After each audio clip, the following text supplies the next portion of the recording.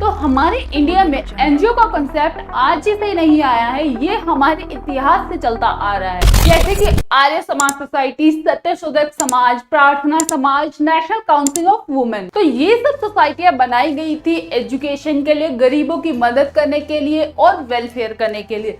लेकिन आज उसी वेलफेयर के नाम पर, उसकी आड़ में छुपकर लोग एनजीओ के नाम पर बहुत सारा स्कैम कर रहे हैं। एनजीओ के नाम पर रास्ते पर रहने वाले लोगों को लालच दिया जाता है। In recent times, many NGOs have come under the scanner.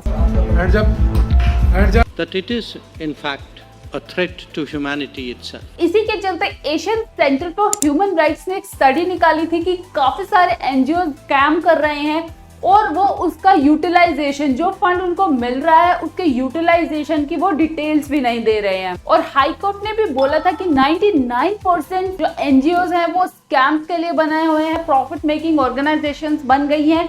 ये सिर्फ वेलफेयर के नाम पर आजकल स्कैम्स कर रही है। तो आज की वीडियो में हम यही जानेंगे कि एनजीओ काम कैसे करते हैं और इनके क्या डिफरेंट बिजनेस मॉडल्स रहते हैं कि ये लोगों को फंसा देते हैं, और इसमें बड़े बड़े पॉलिटिशियंस और बड़ी बड़ी ऑर्गेनाइजेशंस भी शामिल होती है। और आप कैसे पहचानेंगे कि एनजीओ फेक है या एनजीओ सही है, कि इसमें हम डोनेशन दे सकते हैं या नहीं दे सकते। एनजीओ स्कैम को समझने से पहले हम ये समझ लेते हैं कि एनजीओ काम कैसे करते हैं। तो एनजीओ एक रजिस्टर्ड ऑर्गेनाइजेशन या कोई कंपनी या कोई सोसाइटी होते हैं जो कि सामाजिक कार्य करने के लिए बनाई जाती है। अब मेनली जो इनका पैसा आता है वो आता है सिर्फ फंडिंग से। ये या तो अपनी मेंबरशिप देते हैं या कंपनीज को या लोगों को, या डोनेशन लेते हैं किसी से, कंपनीज से लेते हैं, गवर्नमेंट से लेते हैं, किसी इंडिविजुअल इंसान से लेते हैं। तो ये मेनली पैसा लेते हैं अनाथालयों के नाम पर, ओल्ड एज होम के नाम पर, या फिर चाइल्ड एजुकेशन, चाइल्ड डेवलपमेंट, या औरतों की सेफ्टी या औरतों के वेलफेयर के नाम पर,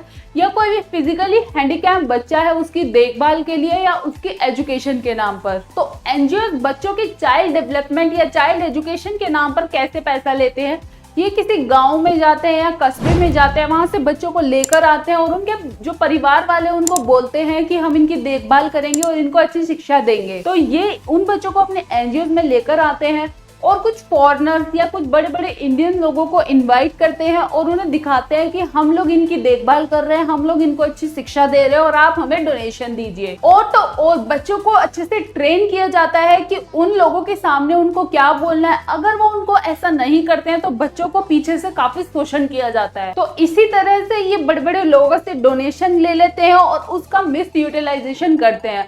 अब दूसरी तरफ आता है कि जो एनजीओ ऑलरेडी बड़ी बड़ी ऑर्गेनाइजेशन चल रही है, जैसे यूनिसेफ ऑर्गेनाइजेशन चल रही है, उसके नाम पर काफी सारी ऐसी छोटी छोटी ऑर्गेनाइजेशंस चल रही हैं जो कि यूनिसेफ के नाम पर एक फ्रॉड कर रही है। यूनिसेफ एक ग्लोबल ऑर्गेनाइजेशन है जो कि बच्चों की शिक्षा के लिए और उनके स्वास्थ्य के लिए काम करती है। और इसका सबसे बड़ा फ्रॉड सामने आता है एनडीटीवी का फ्रॉड। एनडीटीवी का नाम तो आप सबने सुना ही होगा। तो एनडीटीवी के जो मालिक हैं, जो कि टैक्स फ्रॉड और मनी लॉन्ड्रिंग के केसेस में फंसे हुए थे, उन्होंने 2020 के आसपास एक फंड लॉन्च किया था जिसका नाम था NDTV UNICEF reimagine telethon fund. अब उसमें क्या था कि वो बच्चों को एड प्रोवाइड कर रहे थे जो कि कोविड-19 से ग्रसित थे। तो अब इसमें वो क्या करते थे कि लोगों से पैसा लेते थे और उन्होंने बोला सबसे पहले कि हमने ये फंड लॉन्च किया है यूनिसेफ के साथ पार्टनरशिप में। अब यूनिसेफ को तो हर कोई जानता था, उसके नाम पर वो फंड लोगों से लेते थे और उसका फ्रॉड करने वाले थे। लेकिन बाद में यूनिसेफ ने बोला कि हमने ऐसी कोई भी एनडीटीवी के साथ पार्टनरशिप नहीं करी है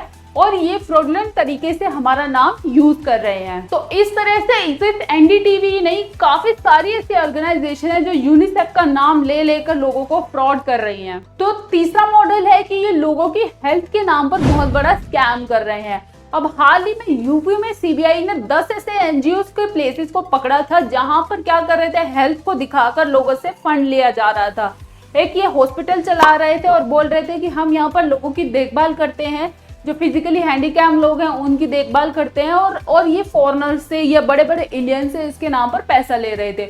और जब सीबीआई ने उसे चेक किया तो जो उनके फेक बिल्स हैं, जो पेशेंट की डिटेल थी, वो सारी की सारी फेक थी। और तो और इनके जो डॉक्यूमेंट्स होते हैं वो बिल्कुल ऐसे होते हैं कि आप पहचान ही नहीं पाओगे कि ये फेक है या सही है। अब इनका फोर्थ बिजनेस मॉडल आता है जनरली विमेन वेलफेयर या विमेन डेवलपमेंट। अब ये क्या करते हैं, औरतों को गांव से लेकर आते हैं किसी भी काम के नाम पर, या आपको बिजनेस दिलाएंगे या हम आपको काम दिलाएंगे, ये कहकर औरतों को गांव से शहर में लेके आते हैं और शहर में आकर उन औरतों को बेचा जाता है या उनके साथ गलत काम किए जाते हैं। अब दूसरा आता है कि ये जो औरतों के साथ है फेक मैरिजेस करते हैं। हाल ही में केस सामने आया था जिसमें काफी सारे लोगों गांव से औरतों को शादी करके शहर में लेके आए थे और फेक मैरिजेस के नाम पर वो शहर में औरतों को ले आए थे और उनके साथ गलत काम कर रहे थे। तो ये सिर्फ ऐसे ये चंद 5-6 केसेस ही नहीं है, ऐसे लाखों केसेस हैं जो कि काफी केसेस तो पब्लिश ही नहीं होते हैं। अब सवाल ये उठता है कि क्या हम डोनेशन देना ही बंद कर दें, क्या हम लोगों की हेल्प करना ही बंद कर दें। तो ये एनजीओ काम इस प्रकार से करते हैं कि आप इन्हें पहचान ही नहीं पाते हैं कि ये फेक है या सही है। तो इसमें अगर आप कंप्लेन करने भी जाते हैं तो उसमें जो गवर्नमेंट ऑफिशियल्स हैं वो भी उसमें शामिल होते हैं। तो अब सवाल उठता है कि हम कैसे पता करें कि ये एनजीओ फेक है या सही है। तो मेरे पास कुछ ऐसे स्टेप्स हैं जिससे आप पता कर सकते हैं कि ये एनजीओ फ्रॉड है या सही है। तो सबसे पहला उस एनजीओ की आप ऑनलाइन प्रेजेंस को चेक कीजिए, क्या उसकी कोई वेबसाइट है या सोशल मीडिया पे कोई प्रेजेंस है या नहीं है। और दूसरा, काफी एनजीओज की सोशल मीडिया पे प्रेजेंस भी होती है, वेबसाइट भी होती है और ये भी फेक हो सकती है, क्योंकि क्या होता है आजकल आपको पता ही है कि वेबसाइट 1 मिनट में बनाओ और चुटकियों में वेबसाइट गायब हो जाती है। अब उसके लिए आपको क्या करना है कि उस वेबसाइट पे एक बार रिव्यूज को पढ़ लीजिए कि इनके बारे में लोगों ने कुछ लिखा हुआ है और गुड कमेंट्स ही नहीं, बैड कमेंट्स भी हैं या नहीं है, क्योंकि अच्छे कमेंट्स तो सब हम अपने ही प्रोवाइड करा देते हैं कि हाँ अच्छे तो सब अपने ही बंदे बोलते हैं। और तीसरा है कि वो एनजीओ रजिस्टर्ड है या नहीं है। NGO generally as a society या एज ए ट्रस्ट रजिस्टर्ड होते हैं, तो आप उसका रजिस्ट्रेशन सर्टिफिकेट भी ले सकते हैं। और चौथा है और जो सबसे इम्पोर्टेंट है, आपको एनजीओ दर्पण की वेबसाइट पर जाना है। यहाँ आपको पता चल जाएगा कि आपको एनजीओ की लिस्ट आ जाएगी कि कौन कौन से एनजीओ रजिस्टर्ड है। दूसरा, जो एनजीओ गवर्नमेंट ने बैन किए हुए हैं उनकी भी एक लिस्ट आपको पता चल जाएगी। पांचवा, जब भी आप एनजीओ को डोनेशन दें तब आप उसको ऑनलाइन मेथड से ही पेमेंट करें और उसकी रिसीट जरूर लें। और छठा, जब भी आप एनजीओ को पेमेंट करें तब वो इनकम टैक्स एक्ट के अंदर उसकी लिमिट काउंट होनी चाहिए सेक्शन 80G में। तो इस तरह से आप पता कर सकते हैं कि जो आपकी डोनेशन है वो सही एनजीओ में जा रही है या किसी गलत एनजीओ में जा रही है। तो मुझे कमेंट करके जल्दी से बताओ कि आपके पास भी कभी ऐसे फेक एनजीओ की तरफ से कॉल आया है या आपने कभी ऐसे फेक एनजीओ में डोनेट किया है। तो अगर आपने इस वीडियो से कुछ भी सीखा तो फटाफट से वीडियो को लाइक कर दो, और अगर आप फ्यूचर में ऐसे एजुकेशनल वीडियोस देखना चाहते हैं तो फटाफट से चैनल को सब्सक्राइब कर लें। तब तक के लिए बाय बाय, टेक केयर, जय हिंद।